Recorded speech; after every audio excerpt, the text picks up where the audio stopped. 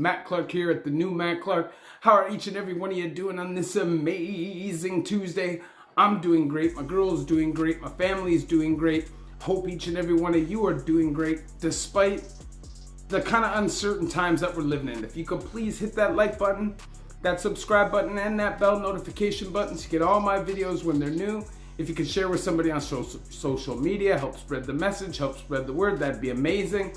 And there's a PayPal option if you'd like to donate, help support the channel. The link is in the description of all of my videos. So what's up, what's up, what's up? Hope everybody's having an amazing Tuesday. I don't like the cold weather. It's getting cold here. But at the end of the day, this is life. We have to keep trucking. And those small, inconsequential things, you can't let them slow you down despite how much you might not like them. So today, I want to talk about the top 5 reasons why guys get their parole violated. Now, I'm not just going to tell you the reason, I'm going to tell you why. And I feel like in most of these, I have personal experience. Now, parole can be set up and it can seem like sometimes to be impossible. You could be put in a halfway house in an area where there's lots of drugs, despite the fact that you're an addict who's trying to stay sober and has constant urinalysis. You could be put somewhere in your ops neighborhood if you're a gang member, which could lead to you being scared and having to carry a firearm or whatever for your own safety. I wouldn't say scared, but smart. You know what I'm saying? So I think that a lot of the time, people don't really understand, and this isn't necessarily a video for the people that are gonna be on parole, that are on parole. This is also for the family members, the friends, so you can understand what it is that gets people sent back. A lot of time people think you're breaking the law. Nothing on this list would lead to you getting any more time. That's the number 6, or the honorable mention would be criminal charges. But that's obvious, right? If you get criminal charges and you get convicted of those criminal charges, your parole is going to be violated. But these are 5 reasons that your parole can be violated, or typically are violated for, and don't result you in getting new criminal charges. You go back for 2/3 of what you have left on your sentence. So the number 5 reason guys get sent back is failure to disclose financials. Now, a lot of people will have this condition if you're selling dope, if you're doing financial crime or anything like that. This will be a condition of yours. And a lot of guys, you see it happen all the time when you're on parole. You see these guys that are just crazy. They're walking into the parole office, fresh J's, gold teeth, gold necklace, dripped out, yet they don't have a job. They've been out of prison for like a month. And these things, what we don't realize a lot of the time is these are behavior specialists. That's what they're trained for. They're trained to see differences in your behavior from the day that you get out, because everybody on the day they get out is gung-ho. Yeah, I'm gonna do all the right things. And then they pay attention to how your behavior changes. And if suddenly you're walking in with all this expensive drip, but you don't have any way to show where that's coming from other than my homies bought it for me, or my girl bought it for me, or my family bought it for me. Sometimes they may ask you, they want receipts, they want to see credit card. Now, you never know what could happen when you have financial disclosure. So don't make that mistake. I'm not going to promote doing something illegal on my channel, but I'm just saying, if you are breaking the law while you're on parole and making money, don't go into the parole office looking like a baller despite the fact that you're collecting social assistance or something. It just doesn't make sense. It's a red flag set off for the parole officer. It will lead to them probably urinalizing you, maybe sending somebody to follow you. You never know. So the number 5 reason for guys getting sent back is for failing to disclose all their finances properly. And at the end of the day, there's no way to really prove what you have. Just don't be dumb. Don't go into your parole office flossing. You'd be surprised at how many people will do that. The number 4 on this list, reason people get violations are boundaries violations. Now, in most cases, at least in Ontario, you're going to get out and you're going to be assigned to a region. Depending on where you live and your parole office is, you will get a 25-mile radius or kilometer radius, and that is typically going to be the only area you're allowed to go in unless with written consent from your parole officer. So anytime you are outside of those boundaries, you can get a parole violation, whether you're doing something legal or illegal. You could just be driving 2 blocks across the boundary just to take and skate through traffic, and you get pulled over and you will be a parole violation. Now, they'll probably let you back out after a day or two if that is actually what's going on. I'm just saying, you know what I'm saying, right?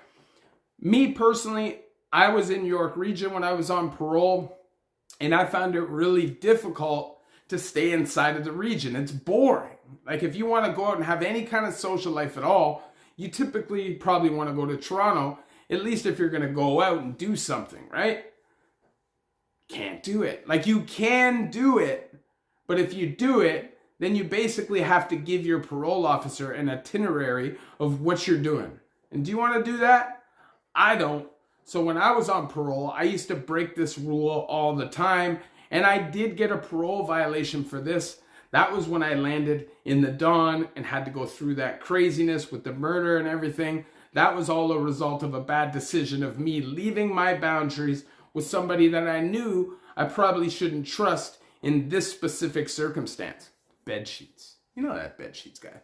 So the number 4 reason guys typically get a parole violation is boundaries violation. It's an easy violation to get, and it's fairly automatic. It just is what it is. So the number 3 most typical violation that you will see guys get is association. So if you're on probation, provincial, typically the condition is do not associate with anyone with a criminal record or on bail. But in the federal system, it's a little different than that. So it seems like it's easier, and in some cases it is, but there's also kind of like a dark side of this condition, because it is don't associate with anybody actively involved in criminal activity. So you can associate with somebody with criminal record if you run that by your parole officer, if they've been on probation, off probation and bail and all those things for a few years. Typically that would be okay. But if you're walking down the street, you happen to ask somebody for a lighter, right when you ask that person for a lighter, a cop pulls up, you both get searched because they think it's a drug deal. They have drugs, you don't. You get a parole violation for association.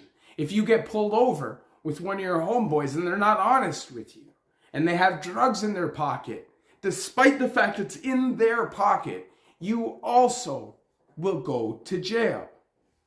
This is the difference in the condition. It basically means if you are ever around anybody who is breaking the law, it is your responsibility to know, and you have zero excuse not to. It will result in you being sent back to jail. And just like any other violation, going through a 90-day hearing process where they definitely are going to hear it on like day 88 or 89. And even if they are going to let you back out after, you're probably going to sit in the federal system for a month and a half to 2 months before that happens. And if you have a job or anything going on in your life at that moment, this is going to affect that. Any parole violation will affect that. I used to think parole was crazy difficult, and it is when you're under a certain mindset. The problem is they don't train you how to get out of that mindset. There's no programs that really help you change that mindset. It's time. And if every time you make a mistake, they just pull the rug and blanket out from under you, and you have to start back from scratch, what do you think the success rate is going to be? It's a trick. It's a trap. The hamster wheel system. It is job security for a lot of government positions. It makes sure the courts are running. The cops have people to chase for violations. Listen, I had a parole violation for a joint, okay? They surrounded my house, the York Regional Police, with tactical dog teams, SWAT, 4 or 5 days before Christmas. and arrested me with my mom on the front porch in her nightgown crying over a weed violation when they could have just waited till I came into the office. That's the kind of things that they will do to you to try to test your patience, to try to see if they can make you act out and do worse things and catch charges. It's not a system set up for you to succeed. You have to do good things in order to defeat the system created for you to fail. You understand what I'm saying? You can't slip. You can't take things for granted. It's just not the way things work. So I'd say the number 3 reason for people getting parole violations is association. You know, if you're going to associate with any of your homeboys that who've ever broken the law or could possibly break the law, you make sure that they're honest and they're people that are going to keep it trill with you, and they're not going to put you in a situation where you could get arrested for something they're doing, because that is not a friend. The number 2 reason you see guys get parole violations, relationship issues. Now, this could be family relationship. Maybe you have support when you first get out. They allow you to move into their house and do parole at their house. But then tension happens. You start beefing with your family. Your family pulls support. You end up getting moved to a halfway house, and your chances of success are cut in half. And I've always said, if you're going to be in a relationship well on parole or well doing time, make sure this is someone you can trust, because they can also pull the rug out from under you at any time. I had somebody who tried to get my parole violated through fake letters and all this stuff. And the only thing that stopped me from being violated was the fact that they wouldn't be honest about who they were. So my parole officer didn't take it serious. But it could have very easily resulted me in getting a parole violation despite the fact that there was no criminal charge. That's how parole works.